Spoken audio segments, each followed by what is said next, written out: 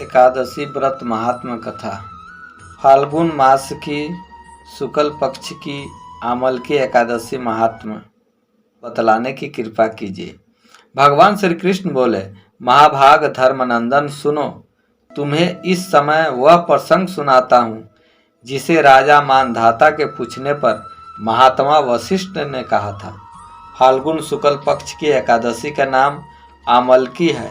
इसका पवित्र व्रत विष्णु लोक की प्राप्ति कराने वाला है। मानधाता ने पूछा, द्विज श्रेष्ठ, यह आमलकी कब उत्पन्न हुई, मुझे बतलाइए। वशिष्ठ जी ने कहा, महाभाग सुनो, पृथ्वी पर आमलकी की उत्पत्ति किस प्रकार हुई यह बतलाता हूँ। आमल की महान वृक्ष है जो सब पापों का नाश करने वाला है।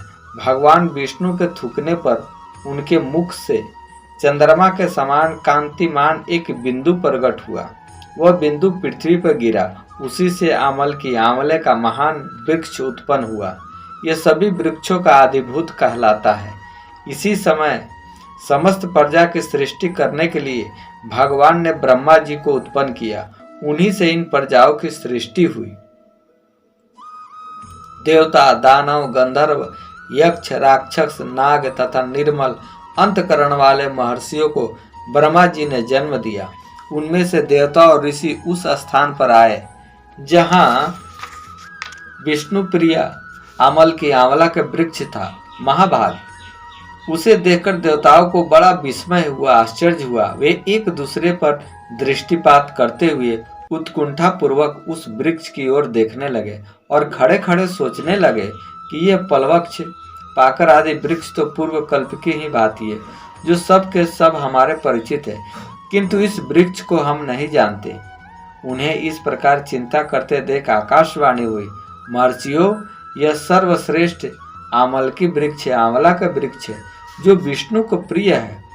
इसके स्मरण मात्र से गोदान का फल मिलता है। स्पर्श करने से इससे दूना और फल भक्षण करने से 3 गुना पुण्य प्राप्त होता है। इसलिए सदा प्रयत्न पूर्वक सेवन करना चाहिए। यह सब पापों को हरने वाला वैष्णव वृक्ष बतलाया गया है। इसके मूल में विष्णु, उसके ऊपर ब्रह्मा, स्कंद में परमेश्वर भगवान रुद्र, शाखाओं में मुनि, टहनियों में देवता, पत्तों में वसु, फूलों में मरुदगण और फलों में समस्त प्रजापति वास करते हैं। आंवला की सर्वदेवमयी बतलाई गई है, अतः विष्णु भक्त पुरुषों के लिए यह परम पूज्य है। ऋषि बोले, अव्यक्त स्वरूप से बोलने वाले महापुरुष, हम लोग आपको क्या समझे, आप कौन हैं, देवता हैं या कोई और, हमें ठीक ठीक बतलाइए। आकाशवाणी हुई, जो संपूर्ण भूतों के कर्ता और समस्त भुवनों के सृष्टा है, जिन्हें विद्वान पुरुष भी कठिनता से देख पाते हैं, वही सनातन विष्णु मैं हूँ। देवाधिदेव भगवान विष्णु का कथन सुनकर उन ब्राह्मण कुमार महर्षियों को नेत्र आश्चर्य से चकित हो उठे। उन्हें बड़ा विस्मय हुआ और वे आदि अंत रहित भगवान की स्तुति करने। ऋषि बोले, संपूर्ण भूतों के आत्मभूत आत्मा एवं परमात्मा को नमस्कार है। आपकी महिमा से कभी च्युत न होने वाले अच्युत को नित्य प्रणाम है। अंत रहित परमेश्वर को बारंबार प्रणाम है। दामोदर, कवि, सर्वज्ञ और यज्ञेश्वर को नमस्कार है। मायापते, आपको प्रणाम है। आप विश्व के स्वामी हैं, आपको नमस्कार है। ऋषियों के इस प्रकार स्तुति करने पर भगवान श्री हरि संतुष्ट हुए और बोले, महर्षियों, तुम्हें कौन सा अभिष्ट प्रदान दूं? ऋषि बोले, भगवान, यदि आप संतुष्ट हैं तो हम लोगों के हित के लिए कोई ऐसा व्रत बतलाइए जो स्वर्ग और मोक्ष रूपी फल प्रदान करने वाला हो। श्री विष्णु बोले, महर्षियों, फाल्गुन शुक्ल पक्ष में यदि पुष्य नक्षत्र से युक्त द्वादशी हो तो वो महान पुण्य देने वाली और बड़े बड़े पातकों का नाश करने वाली है। द्विजवरो, उसमें जो विशेष कर्तव्य है उसको सुनो। आमल की एकादशी में आंवले के वृक्ष के पास जाकर वहां रात्रि में जागरण करना चाहिए। इससे मनुष्य सब पापों से छूट जाता है और सहस्त्र गोदानों का फल प्राप्त करता है। विप्रगण, यह व्रतों में उत्तम व्रत है जिसे मैंने तुम लोगों को बतलाया है। ऋषि बोले, भगवान, इस व्रत की विधि बतलाइए, यह कैसे पूर्ण होता है।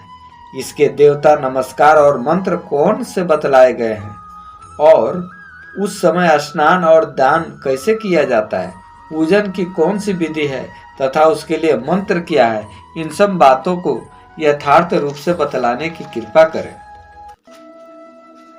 भगवान विष्णु ने कहा, द्विजवरो, इस व्रत की जो उत्तम विधि है उसका श्रवण करो। एकादशी को प्रातः काल दंत धावन करके यह संकल्प करे कि हे पुंडरीकाक्ष, हे अच्युत, मैं एकादशी को निराहार रहकर दूसरे दिन भोजन करूंगा, आप मुझे शरण में रखें। ऐसा नियम लेने के बाद पतित, चोर, पाखंडी, दुराचारी, मर्यादा भंग करने वाले तथा गुरु पत्नी गामी मनुष्यों से वार्तालाप न करे। अपने मन को बस में रखते हुए नदी में, पोखरे में या कुएं पर अथवा घर में ही स्नान करे। स्नान के पहले शरीर में मिट्टी लगाए।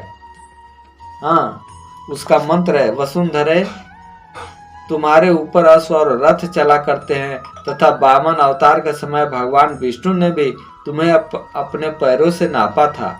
मृतकों, मैंने करोड़ों जन्मों में जो पाप किए हैं, मेरे उन सब पापों को हर लो। स्नान मंत्र है, तव मात सर्वभूताना जीवनम तत्तरक्षतम सौदेत ज्योतिर्विजम जिताना रसानापत्ते नमम सहस्रायुम सर्वतीर्थेषुम हृदयम परवेशनुचम नदेषु देवा खातेषु इंद्रम स्नान तुम्हें भवेतम।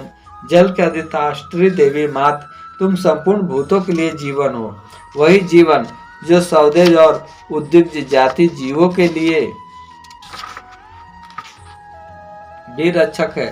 तुम रसों के स्वामी हो, तुम्हें नमस्कार है। आज मैं संपूर्ण तीर्थों, कुंडों, झरनों, नदियों और देव संबंधी सरोवरों में स्नान कर चुका।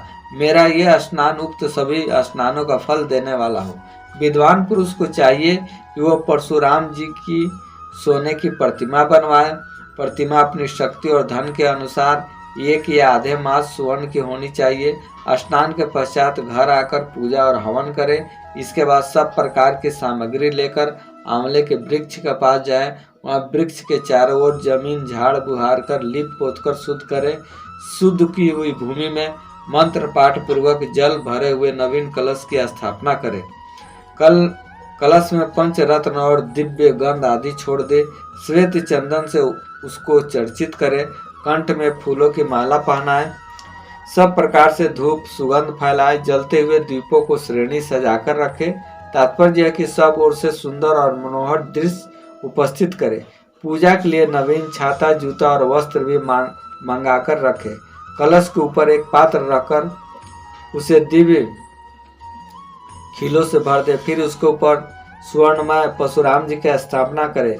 विश्वकाय नमः कहकर उसके चरणों की, विश्वरूपने नमः ये दोनों घुटनों की, उग्राय नमः से जांघों की, दामोदराय नमः से कटी भाग की, पद्मनाभाय नमः से उदर की, श्रीवक्ष धारिणे नमः से वक्षस्थल की, चक्रिणे नमः से बाईं बाह की, गदने नमः से दाहिने बाह की, वैकुंठाय नमः से कंठ की, यज्ञमुखाय नमः से मुख की, विशोकधन नित्य नमः से नासिका की, वासुदेव नमः से नेत्रों की, अवामनाय नमः से ललाट की, सर्वात्मने नमः से संपूर्ण अंगों तथा मस्तक की पूजा करे।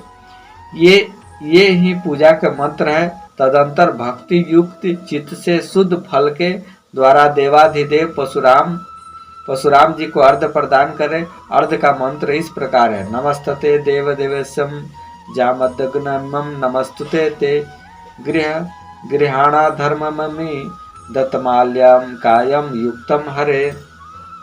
अर्थ, देव देवेश्वर जमदग्नि नंदन श्री विष्णु स्वरूप परशुराम जी, आपको नमस्कार है, नमस्कार है।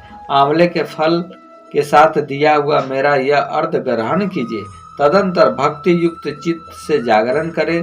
नृत्य, संगीत, वाद, धार्मिक उपाख्यान तथा श्री विष्णु संबंधित कथा वार्ता आदि के द्वारा वह रात्रि व्यतीत करे। इसके बाद भगवान विष्णु के नाम ले लेकर आंवल की वृक्ष की परिक्रमा 108 या 28 बार करे। फिर सवेरा होने पर श्री हरि की आरती करे। ब्राह्मण की पूजा करके वहाँ की सब सामग्री उसे निवेदित कर दे। परशुराम जी का कलश, 2 वस्त्र, जूता आदि सभी वस्तुएं दान कर दे तथा यह भावना करे कि परशुराम जी के स्वरूप में भगवान विष्णु मुझ पर प्रसन्न हो। तत्पश्चात आमले का स्पर्श करके उसकी प्रदक्षिणा करे और स्नान करने के बाद विधि पूर्वक ब्राह्मणों को भोजन कराए। तदंतर कुटुंबियों के साथ बैठकर स्वयं भी भोजन करे। ऐसा करने से जो पुण्य होता है वह सब बतलाता हूँ, सुनो। संपूर्ण तीर्थों के सेवन से जो पुण्य प्राप्त होता है तथा सब प्रकार के दान देने से जो फल मिलता है वह सब उपयुक्त विधि से पालन से सुलभ होता है। समस्त यज्ञों की अपेक्षा भी अधिक फल मिलता है, इसमें तनिक भी संदेह नहीं। यह व्रत सब व्रतों में उत्तम है, जिसका मैंने तुमसे पूरा वर्णन किया है। वशिष्ठ जी कहते हैं, महाराज, इतना कहकर देव देवेश्वर भगवान विष्णु वहीं अंतर ध्यान हो गए। तत्पश्चात उन समस्त महर्षियों ने उक्त व्रत का पूर्ण रूप से पालन किया। हे राजा, इसी प्रकार तुम्हें भी इस व्रत का अनुष्ठान करना चाहिए। भगवान श्री कृष्ण कहते हैं, युधिष्ठिर, यह दुर्धर्ष व्रत मनुष्य को सब पापों से मुक्त करने वाला है।